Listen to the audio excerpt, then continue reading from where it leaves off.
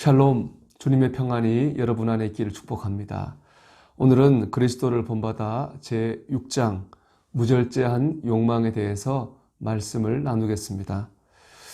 먼저 욕망이란 무엇인가에 대해 부족함을 느껴서 그걸 가지거나 그걸 누리고 싶어하는 마음입니다. 이렇게 보면 욕망 그 자체는 나쁘다고 할 수 없습니다. 욕망 때문에 열심히 하죠. 일도 열심히 하고 공부도 열심히 합니다. 신앙생활도 마찬가지죠. 은혜를 받기 원하는 그런 마음이 있기 때문에 신앙생활도 열심히 할 수 있습니다.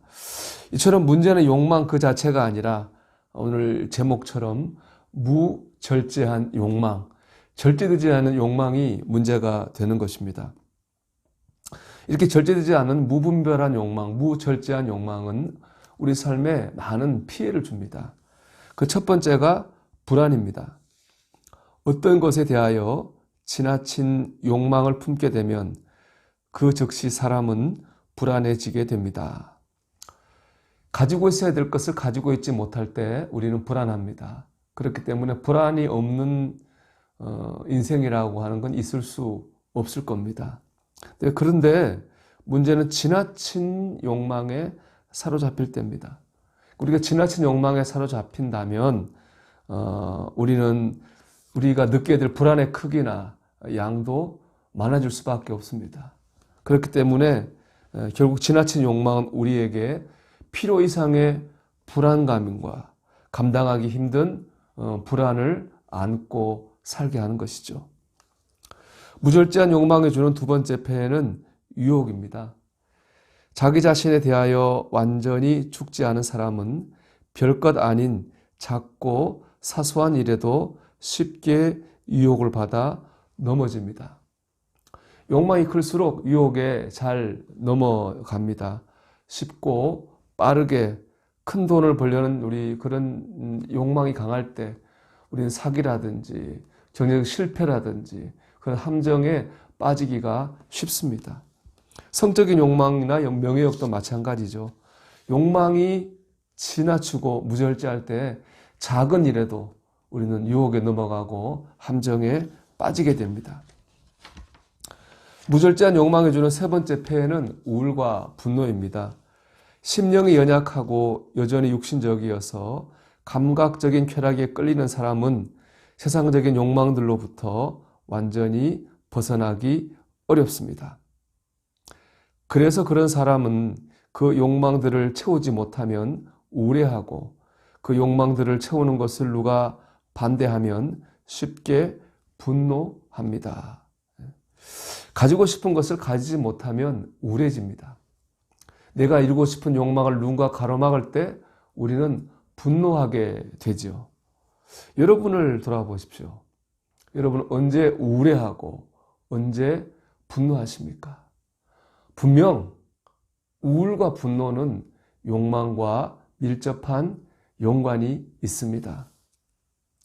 우리가 절제되지 않는 지나친 욕망에 사로잡힌다면 우리는 더 많이 우울할 수밖에 없고 더 크게 더 자주 분노의 감정에 휩싸일 수밖에 없습니다. 이러한 무절제한 욕망의 본질은 자신이 끌리는 대로 행하는 것입니다. 사람이 자신이 끌리는 대로 행하였다면 그 즉시 양심의 정죄를 받아서 괴로워하게 됩니다. 사람이 끌리는 대로 행하였다면 이것이 무절제한 욕망의 본질입니다. 끌리는 대로 행하는 것입니다. 내 생각이, 내 마음이, 내 감정이 이끄는 대로 그대로 말하고 행하고 결정하는 것, 그것이 바로 무절제한 욕망입니다. 여러분, 우리가 모든 것을 내 생각과 내 마음과 내 감정대로 해서는 안 됩니다. 절제가 필요합니다. 그리고 그렇게 끌리는 대로 행하면 당장에는 좋을지 모르지만은 결국에는 괴로워지게 됩니다. 후회하게 되는 것이죠. 내 욕망이 이끄는 대로 말하고 행하면 그 순간은 좋습니다. 하지만 곧 후회하게 되는 것입니다. 선악과를 먹은 하와를 생각해 보십시오. 왜 먹었습니까? 보암직도 하고 먹음직도 하고 아주 탐스럽게 할 그런 모양을 가지고 있었습니다. 그래서 그 욕망을 절제하지 못하고 먹었죠. 그 순간은 좋았을 겁니다. 하지만 결과가 어떻게 됐습니까? 죄를 지었습니다. 하나님과의 관계가 깨졌고 낙원인 에덴 동산에서 쫓겨나게 되었습니다. 이것이 바로 무절제한 욕망을 따라 사는 삶의 결과입니다. 이런 우리 생활 속에도 많이 일어납니다. 우리가 순간적인 감정과 내 생각을 절제하지 못하고 하지 말아야 될 말을 하고 지나치게 감정을 쏟아놓을 때가 있습니다. 그리고 나서는 시간이 지나 후회하죠. 그렇게까지 말할 필요는 없었는데, 그렇게까지 감정을 화낼 필요는 없었는데 후회하게 됩니다. 저는 이런 경우도 봅니다. 목회하다 보니까 이제 큰 병에 걸린 분들이 있습니다. 암이라든지 그런 병에 걸린 분들이 하는 말이 있습니다. 그때 내가 좀 돈을 더 벌겠다는 욕심에 건강을 돌보지 않았던 것이 후회가 됩니다. 가정을 돌보지 않았던 것이 후회가 됩니다. 그런 말을 하는 분들도 있습니다. 결국 이 무절제한 욕망은 꼭 문제를 일으키게 되어 있습니다. 후회하게 합니다. 그래서 이 구절이 더 마음에 와 닿습니다. 따라서 마음의 참된 평안은 욕망을 채울 때가 아니라 욕망을 대적할 때 찾아옵니다. 평안은 욕망을 부릴 때가 아니라 욕망을 내려놓을 때 우리에게 임하게 됩니다. 내가 붙잡으려 할 때가 아니라 내려놓을 때 평안이 임합니다. 근데 문제를 내려놓는다고 하는 게 참 어렵습니다. 내려놔야지, 우리 내려놔야지, 그런 다짐도 많이 하죠. 근데 정작 우리가 내려놓지 못한 경우가 참 많지 않습니까? 참 내려놓는다고 하는 것은 말처럼 쉬운 일이 아닙니다. 그럼 어떻게 할 때 우리가 이 무절제한 욕망을 내려놓을 수 있을까요? 성령의 도우심을 받아야 됩니다. 갈라디아 5장 16절 이렇게 말씀합니다. 너희는 성령을 따라 행하라. 그리하면 육체의 욕심을 이루지 아니하리라. 성령의 인도하심을 따라갈 때 우리는 내려놓을 수 있습니다. 무절제한 욕망을 이길 수 있습니다. 그리고 성령을 따라 행한다고 하는 것은 부지런히 믿는 것입니다. 그러므로 육신을 따라 살아가면서 외적인 일들을 몰두하는 사람의 마음에 평안이 없는 반면에 성령을 따라 그 마음으로 하나님을 열렬히 섬기는 사람의 마음에는 평안이 있습니다. 성령을 따라 그 마음으로 하나님을 열렬히 섬기는 사람의 마음에는 평안이 있습니다. 성령을 따라라는 말과 하나님을 열렬히 섬긴다는 말은 같은 말입니다. 우리가 성령을 따라 행한다고 하는 것은 다른 것이 아니라 신앙생활을 열심히 하는 겁니다. 열심히 기도하고 열심히 말씀 보고 열심히 예배드리고 열심히 주님이 기뻐하신 일을 하는 것, 이것이 바로 성령을 따라 행하는 것이고, 그럴 때 우리는 육체의 욕심, 욕망에서 지나친 욕망을 절제할 수 있습니다. 우리가 열심히 믿을 때 내려놓을 수 있습니다.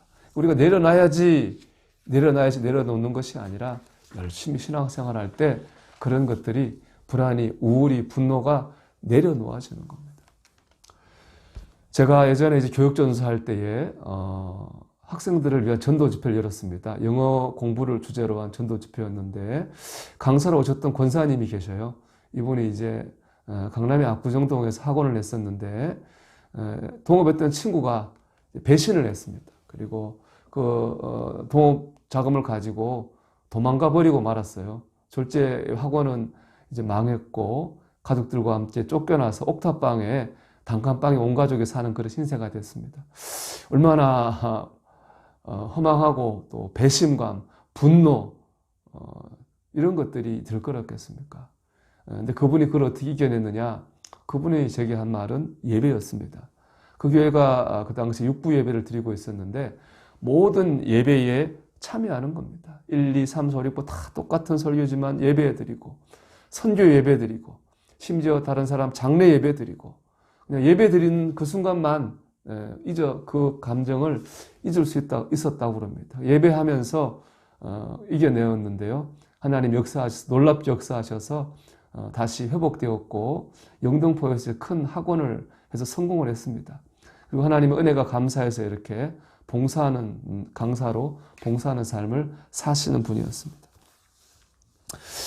우리가 지나친 욕망을 절제하는 방법은 열심히 예배하는 길이고 열심히 믿는 길입니다.